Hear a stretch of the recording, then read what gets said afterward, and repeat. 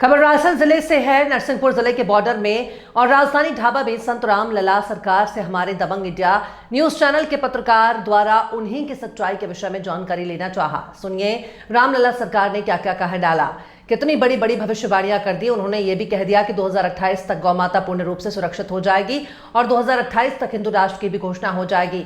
उन्होंने ये भी कहा कि अभी तक रामलला सरकार की जो भविष्यवाणी हुई है वो सत्य हुई है। और क्या क्या कहा रामलला सरकार ने, सुनते हैं उन्हीं की मुंह जबानी। दबंग इंडिया न्यूज से उप संपादक मध्य प्रदेश राजू सिंह राजपूत की खबर। आप देख रहे हैं दबंग इंडिया न्यूज और इस वक्त हम लोग नरसिंहपुर और रायसेन जिले का बॉर्डर है। ये कौन सा ढाबा कहलाता है? राजधानी ढाबा कहलाता है, जहाँ पर हम लोग बैठे हैं। और हमारे बीच में एक ऐसी महान शख्सियत के हैं जो हमारे बीच में हैं, जो रामलला सरकार के नाम से जाने जाते हैं। आज हम उन्हीं से कुछ चर्चा करेंगे।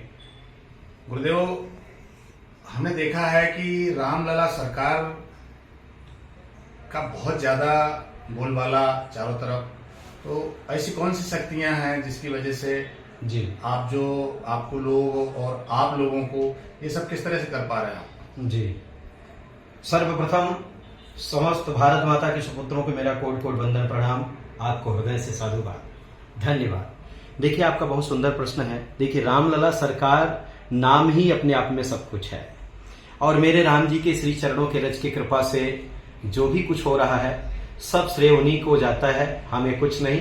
हम तो उनके श्री चरणों का सेवक हैं। सत्य बात यही है जो आप कहना चाह रहे थे, मैं समझ गया। देखिए, 551 भविष्यवक्ता अभी तक भविष्यवाणी की है, जिसमें लेश मात्र किंचित मात्र संदेह नहीं है कि उनकी बात सत्य हुई।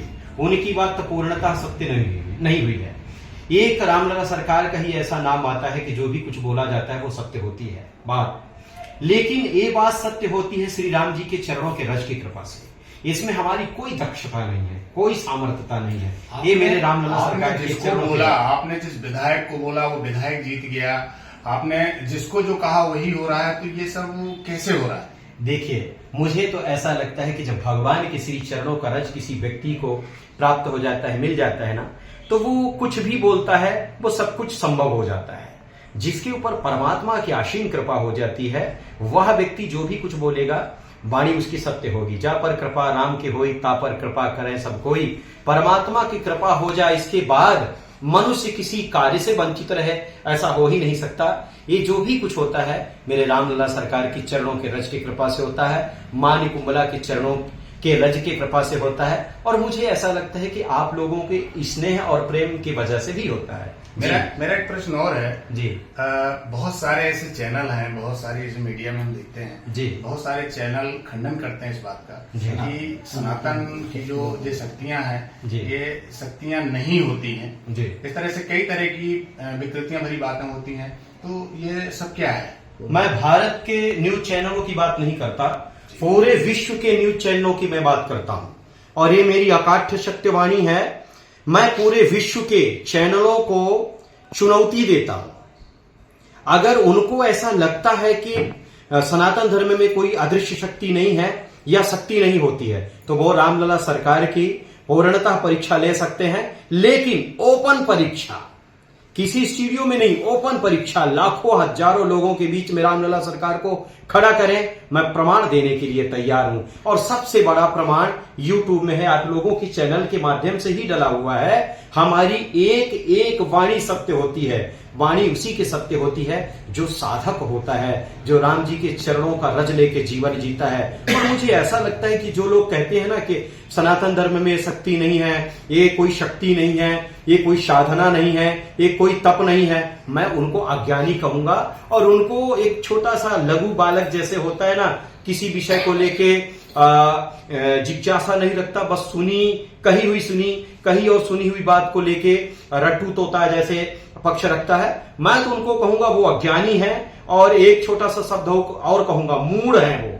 अगर वो सत्यता देखना चाहते हैं, जानना चाहते हैं, रामलला सरकार के पूर्णतः साधना के बारे में जानना चाहते हैं, तो ओपन चुनौती है, चैलेंज है, लाखों हजारों लोगों के सामने आए और हमारी परीक्षा लें। सनातन धर्म में आध्यात्मिक शक्ति थी, है और रहेगी। ये पूर्णतः परम सत्य है, अकाट्य सत्य है, ब्रह्म सत्य है। मेरा एक प्रश्न और है गुरुजी, जी। अभी कुछ समय पहले हमने देखा, 1-1.5 साल 2 साल जी। पहले ये हालात थे, कोविड का समय था, बहुत सारे लोग मरे, बहुत सारे लोगों को वो यातनाएं झेलनी पड़ी, बहुत सारे लोगों के परिवार में कोई नहीं बचा। जी। तो उस पीरियड पे ये संत महात्मा साधु, ये सनातन, ये शक्तियां, ये कहाँ था? देखिए आदरणीय, आपका बहुत सुंदर प्रश्न है। सत्यता यह प्रश्न समाज का कल्याण करने वाला है, देश का उत्थान करने वाला है, विश्व के उत्थान का प्रश्न है।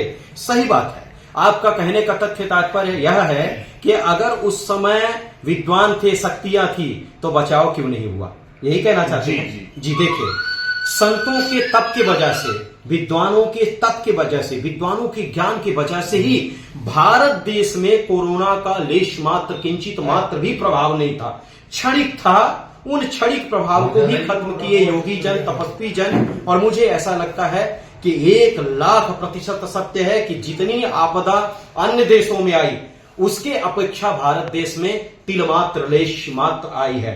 उसका मूलतः कारण योगी जन है, तपस्वी जन है, विद्वान जन है, संत जन है, साधक जन है।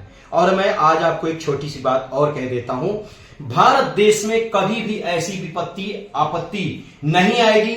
बस एक छोटा सा कार्य हर एक हिंदू करे, हर एक सनातनी करे, अपने घर में तुलसी का वृक्ष लगाए और पावन श्री रामचरितमानस को रखे, उसकी पूजन करे, माता पिता के चरणों का रज ले, गौ माता के चरणों का रज ले। मैं ब्रह्म सत्य कह रहा हूं, जीवन में ऐसी आपदा नहीं आएगी, विपत्ति नहीं आएगी। अकाट्य सत्य है, परम सत्य है, ध्रुव सत्य है, सत्य। रामलला सरकार से मेरा एक प्रश्न और है।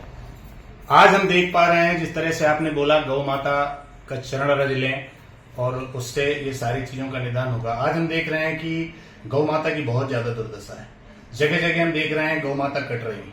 तो ऐसी हालात जो बने हैं, इस गौ माता की इस दुर्दशा को, इस हालात को ठीक करने के लिए या सुधारने के लिए संत महात्मा आगे क्यों नहीं आ रहे हैं? देखिए, संत महात्मा संकल्प लेके आगे आए हैं और इस विषय को लेके हम इसलिए पूर्णतः सत्य बोलेंगे क्योंकि हम स्वयं गौ माता के लिए अपने जीवन को न्यौछावर किए हैं। सत्य बात तो यही है कि गौ माता का हनन तो हो रहा है, पतन तो हो रहा है, लेकिन गौ माता की रक्षा के लिए संत जनों का जो संकल्प है पूर्णतः सत्य है। माननीय श्री नरेंद्र मोदी जी इस विषय को लेके थोड़े हलचल में आए हैं। उन्होंने भी संकल्प लिए हैं 2025, 2026, 2027, 2028, 2028 तक पूरे भारत की गौ माता का उत्थान होगा। गौ माता राष्ट्र माता के रूप में स्थापित हो जाएगी, गौ हत्या बंद हो जाएगी। और पूर्णतः ध्रुव सत्य है कि अब समस्त सनातनी, समस्त हिंदू जग गए हैं, संकल्प लेके जग गए हैं। अब कोई सो नहीं रहा है और मुझे ऐसा लग रहा है कि अभी भी जो कोई सो रहा है वो सिर्फ और सिर्फ इसलिए सो रहा है कि उसको जगाने के लिए हम लोग अभी थोड़ा आलस्य कर रहे हैं। जब हम लोग पूर्णतः जागृत में आ जाएंगे, गौ माता के शरणों की सौगंध, गौ माता का बाल बाका नहीं होगा। और भारत माता की गौ माता सिर्फ बचे, ऐसा संकल्प हमारा नहीं है, पूरे विश्व की गौ माता बचे, ऐसा मेरा संकल्प है। और इस संकल्प को हम पूर्ण करेंगे। 157 देशों में गौ माता के चरणों के रज को लेके जाएंगे। और गौ माता को बचाना इसलिए भी आवश्यकता है, अगर गौ माता बचेगी तो यह देश बचेगा, विश्व बचेगा, धरती बचेगी। अगर गौ माता नहीं बचेगी तो पूरा विश्व शमशान सा हो जाएगा। ये परम सत्य है, अकाट्य सत्य है। गौ माता को बचाने के लिए पहल है, हम लोगों का संकल्प है। और एक छोटी सी बात कहूंगा, आप लोगों का भी श्रेष्ठ पहल होना चाहिए, क्योंकि मीडिया भी हमारी जो है ना आत्मा है और चतुर्थ खंभ है, राष्ट्र के लिए, धर्म के लिए चतुर्थ खंभ है। इसलिए आप लोगों का भी सहयोग पूर्णतः हमको चाहिए और मुझे विश्वास है कि आप लोगों का भी सहयोग मिलेगा। समस्त भारत देश का सनातनी हिंदू और संत जग चुके हैं। गौ माता की हत्या 2025 में बंद हो जाएगी। 26, 27, 28 के अंतराल गौ माता राष्ट्र माता के रूप में स्थापित हो जाएंगी और विश्व में गौ माता का हनन नहीं होगा। यह संकल्प पूरा होगा रामलला सरकार के माध्यम से। जय श्री रामलला सरकार। जय। आप देख रहे हैं रामलला सरकार से हमने जो कुछ अभी प्रश्न किए, उन सारे प्रश्नों के जवाब हमको उन्होंने दिया है। किस तरह से गौ माता की रक्षा होगी, किस तरह से सनातन का जो कर्तव्य है, जो संतों का कर्तव्य है, किस तरह से वो कर रहे हैं और हमारा क्या कर्तव्य है। आज हमने उनकी बातें सुनी तो उनकी बातों को सुनकर के ऐसा लग रहा है कि वाकई में कुछ आगे हमारे राष्ट्र के लिए होने। एक प्रश्न और आ रहा है मेरा, हिंदू राष्ट्र की बहुत बातें होती हैं, जी।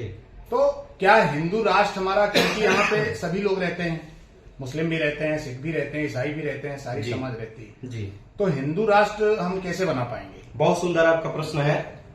भारत देश में सभी पंथ के लोग रहते हैं, हिंदू भी रहते हैं, मुसलमान भी रहते हैं, क्रिश्चियन भी रहते हैं, सभी लोग रहते हैं। सच बात तो यही है, भारत माता के सभी संतान हैं, सभी पुत्र हैं, लेकिन भारत माता के संतान वो हैं जो सनातन धर्म को मानते हैं, गौ माता के चरणों की पूजा उपासना करते हैं, भारत माता की गोदी को कलंकित होने से बचाने के लिए अपने प्राण की आहुति देने के लिए संकल्पित होते हैं। मुझे तो ऐसा लगता है कि वो हिंदू भी वो मुसलमान भी सनातनी है, वो हिंदू सनातनी तो है ही है, वो मुसलमान भी सनातनी है, वो क्रिश्चियन भी सनातनी है जो भारत माता की गोदी में रह रहा है। हिंदू राष्ट्र तब बनेगा जब समस्त भारत माता का नवयुवक संकल्प लेके खड़ा हो जाएगा कि मुझे सिर्फ और सिर्फ हिंदू राष्ट्र चाहिए। और सच बात तो यही है कि हिंदू राष्ट्र बनना अत्यंत आवश्यक है। हिंदू राष्ट्र नहीं बनेगा तो सनातन संस्कृति खतरे में है, क्योंकि राक्षस तांडव करने के लिए संकल्पित है, उनके तांडव को बचाने के लिए हिंदू राष्ट्र बनना अत्यंत आवश्यक है। 2025, 2026, 2027 लास्ट 28 या 29 में हिंदू राष्ट्र बन जाएगा। हिंदू राष्ट्र इसलिए भी बनेगा क्योंकि हिंदू राष्ट्र बनेगा तभी गौ माता की पूर्णता सेवा हो पाएगी, सनातन संस्कृति बचेगी और हर एक मानव का उत्थान होगा, हर एक मानव के चरणों की सेवा होगी। इसलिए हिंदू राष्ट्र आवश्यक है, बनना आवश्यकता हिंदू राष्ट्र की है और हिंदू राष्ट्र बन के रहेगा। ये मेरा वचन है, ये मेरी भविष्यवाणी है, ये मेरा संकल्प भी। प्रणाम गुरुदेव। जय श्री राम लला सरकार। आप सभी ने सुना किस तरह से अभी सारी जो चर्चाएं हैं उसमें एक बहुत बड़ी बात निकल के आई कि हिंदू राष्ट्र बनेगा और 2028 तक, जैसे गौ माता की सुरक्षा 2028 तक के लिए महाराज रामलला जी सरकार जी ने बोला कि 2028 तक गौ की सुरक्षा बेहद संपूर्ण रूप से पूरे हिंदुस्तान के अंदर हो जाएगी। हिंदुस्तान की बात नहीं, तो विश्व की बात कर रहे हैं कि पूरे विश्व की गौ सुरक्षित हो जाएंगी और हिंदू राष्ट्र बनने की तैयारी चल रही है। लेकिन उन्होंने एक चीज कहा, युवाओं को बढ़कर आगे आना पड़ेगा।